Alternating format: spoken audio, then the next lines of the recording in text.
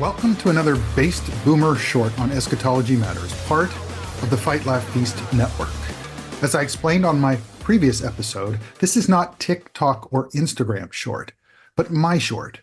For me, if I get it under 5 minutes or so, that's short. In this one, we're going to talk about the post-war consensus.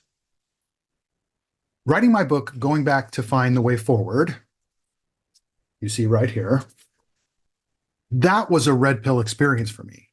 Going into writing it, I had no idea what the book would turn out to be.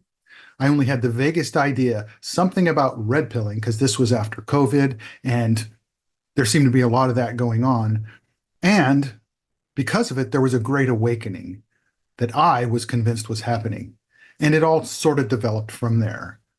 That's how my other books developed as well. Vague idea, start writing. Somehow, the amazing brain God gives us can do incredible things. Another of the red pill experiences I had in the age of Trump was learning about the post-war consensus. I hadn't even heard the word in my entire conservative life, which is about 4 decades, until lefties in the media started parroting something about a post-World War II liberal rules-based order, a consensus that all civilized nations agreed on after the war, until Trump. I had no idea the conservative movement, what I now call Con Inc., was so wedded to this consensus. Having become or realized I was a conservative in 1980 with the election of Reagan, all the conservative movement seemed to do was lose. The liberal progressive agenda marched on and on, government continuing to grow, and culture becoming ever more anti-Christian.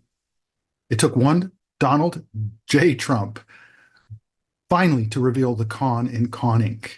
I want to quote something from my book related to this consensus and how it relates to the conservative movement. It's in a chapter on the refounding of America. The failure of the conservative movement was baked into the cake of conservatism when, in 1951, its ostensible founder, William F. Buckley, Jr., released his first book, God and Man at Yale. He accepted the principal assumption of liberalism, what R.R. Reno calls the open society of the post-war consensus. In Return of the Strong Gods, Reno argues that conservatism and libertarianism, 2 sides of the same coin, embrace the assumptions of post-war liberalism with its hostility or at least indifference to metaphysics and the transcendent. This is the book, and it was an incredible education. In that last sentence, I want to hone in on for a moment. It's this hostility or indifference to metaphysics and the transcendent that reflects the entire nature of secularism, and conservatism bought into it. So they were always in the conservative movement. It depends on which portion of it. Libertarians on one side of the spectrum were especially hostile, or indifferent. It just was something they were not concerned with at all.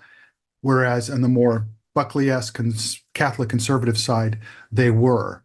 But that is the basic essence of liberalism and Con Inc. Religion is something personal. Conservatives were always, the conservative movement writ large, was always somewhat uncomfortable. When I was in my 20s, I was involved in the Republican Party in California. In fact, in 1984, I was part of if you're old enough, you're a boomer, you'll remember this, and you were interested in politics. B1 Bob Dornan. I was involved in his campaign, got to know he and his wife, and that year I even went to the Republican Convention of California, and we, who were called social conservatives at the time, were basically mocked by the more enlightened Republicans. We called them country club Republicans at the time, but basically Republicans who we now call rhinos. And look what they've done to California. I want to read another related quote from my book. Prior to reading Reno's book, I knew libertarianism was in effect a reaction against 19th century totalitarianism and collectivism, and so in some sense determined by it. I didn't realize, though, how much conservatism was as well.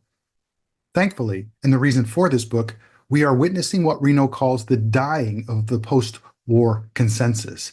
Therein lies our opportunity, but it won't happen without you and me.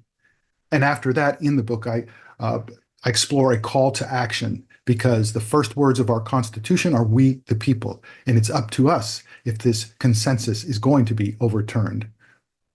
Reno wrote the book in 2019 before the Donald Trump time release red pill really kicked in after the so-called pandemic. Now, post-COVID and the 9-year war against Trump, right-minded thinking Americans ridicule this consensus. We know it's just a code word for the globalist uniparty elite to rule and rebuild Babel because they still believe they can be God. No, they can't. Seated here at my right hand, the Lord to my Lord did command, for of these heathen I will make a kingly footstool for your sake. The Lord